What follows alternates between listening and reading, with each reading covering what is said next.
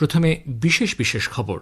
Vote গণনার জন্য শুধুমাত্র কেন্দ্রীয় সরকারি কর্মীদের নিয়োগের বিরুদ্ধে তৃণমূল কংগ্রেসের দায়ের করা মামলায় হাইকোর্টের রায়ে হস্তক্ষেপ করল না সুপ্রিম কোর্ট। দুপুর 11টা পর্যন্ত পাওয়া খবর অনুযায়ী পশ্চিমবঙ্গের মগরাহাট পশ্চিম বিধানসভা আসনের 11টি বুথে 38% বেশি এবং ডায়মন্ড হারবারের 4টি বুথে 35% বেশি ভোট পড়েছে। দুই কেন্দ্রেই শান্তিপূর্ণভাবে নির্বাচন হচ্ছে। 2027 সালে জনগণনার অঙ্গ হিসেবে অন্ধ্রপ্রদেশ, অরুণাচল প্রদেশ, হরিয়ানা, মধ্যপ্রদেশ, ছত্তিশগড় এবং কেন্দ্রশাসিত অঞ্চল চণ্ডীগড়ে হাউস লিস্টিং বা গৃহ তালিকাভুক্তির কাজ শুরু হয়েছে। লোকসভার অধ্যক্ষ 4টি সংসদীয় কমিটির পুনর্গঠন করেছেন। এএফসি অনূর্ধ্ব 17 এশিয়ান কাপ ফুটবলে ভারতের মহিলা দল আজ অস্ট্রেলিয়ার বিরুদ্ধে খেলবে। আসছি বিস্তারিত খবরে। ভোট গণনা কেন্দ্রে কাউন্টিং সুপারভাইজার হিসেবে শুধুমাত্র কেন্দ্রীয় সরকারি কর্মীদের নিয়োগের বিরুদ্ধে তৃণমূল কংগ্রেসের দায়ের করা মামলায় কমিশনের নির্দেশিকাকেই মান্যতা দিল সুপ্রিম কোর্ট। এর আগে কলকাতা হাইকোর্টের মামলাটি খারিজ হয়ে গেছিল। তার বিরুদ্ধে গতরাতে সুপ্রিম কোর্টের দ্বারস্থ হয়ে তৃণমূল কংগ্রেসের জরুরি ভিত্তিতে শুনানির আবেদন জানায়। আজ শীর্ষ আদালতের ছুটি থাকলেও এই মামলার জন্যই বিশেষ বেঞ্চ গঠন করা হয়েছিল।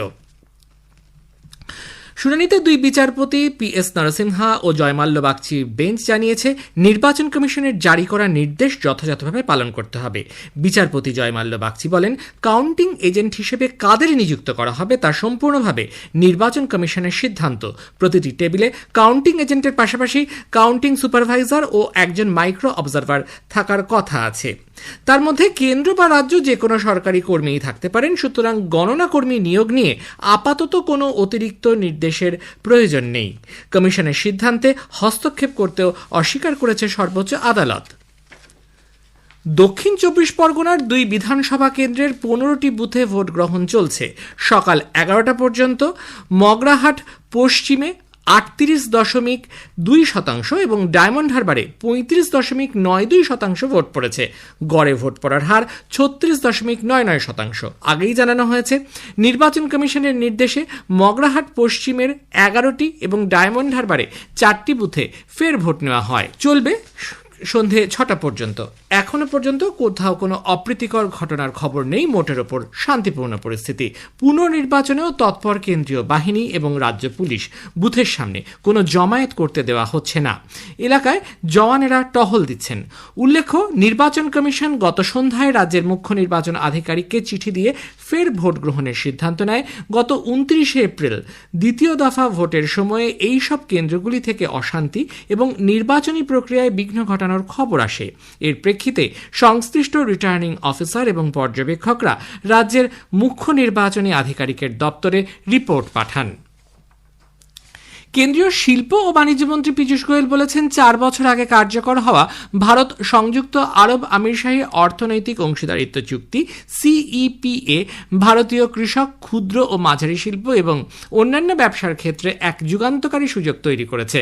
সামাজিক মাধ্যমের এক বার্তায় তিনি জানান, ভারত ও সংযুক্ত আরব আমিরশাহীর মধ্যে দ্বিপাক্ষিক বাণিজ্য বৃদ্ধি পেয়ে $10,000 কোটি বিলিয়ন বেশি হয়েছে।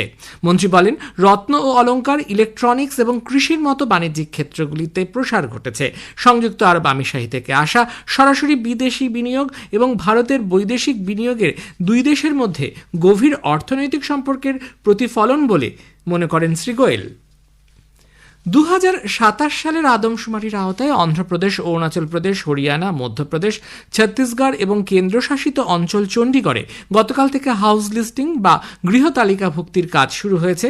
এর আগে এই রাজ্য ও কেন্দ্রশাসিত অঞ্চলগুলিতে 15 দিনের সেলফ এনুমারেশন বা স্বগণনার সময়সীমা নির্ধারিত ছিল, যা বৃহস্পতিবার শেষ হয়েছে। কেন্দ্রীয় স্বরাষ্ট্র মন্ত্রক গতকাল জানিয়েছে, অন্ধ্রপ্রদেশ ও মধ্যপ্রদেশ সহ যে রাজ্যগুলিতে তৃণমূল স্তরে কাজ শুরু হয়েছে সেখানে আগামী 30 মে পর্যন্ত প্রশিক্ষিত গণনাকারীরা বাড়ি বাড়ি গিয়ে তথ্য সংগ্রহ করবেন। অন্যদিকে গতকাল থেকে দিল্লি মিউনিসিপ্যাল কর্পোরেশন অঞ্চল, রাজস্থান, মহারাষ্ট্র, মেঘালয় এবং ঝাড়খণ্ডে স্বগণনা বা সেলফ এনুমারেশন প্রক্রিয়া শুরু হয়েছে। এই রাজ্যগুলির বাসিন্দারা আগামী 15 মে পর্যন্ত অনলাইনে নিজেদের তথ্য নথিভুক্ত করতে পারবেন। এই প্রক্রিয়া শেষ হওয়ার পর আগামী 16 মে থেকে 14 জুন পর্যন্ত ওই এলাকাগুলিতে গণনাকারীরা বাড়ি বাড়ি গিয়ে যাচাইয়ের কাজ করবেন। প্রতিবেশী রাজ্য বিহারের ক্ষেত্রে গতকালই 15 দিনের স্বগণনার সময়সীমা শেষ হয়েছে। ফলে আজ থেকে বিহারে সরাসরি তথ্য সংগ্রহের কাজ শুরু হয়েছে, যা চলবে আগামী 31শে মে পর্যন্ত।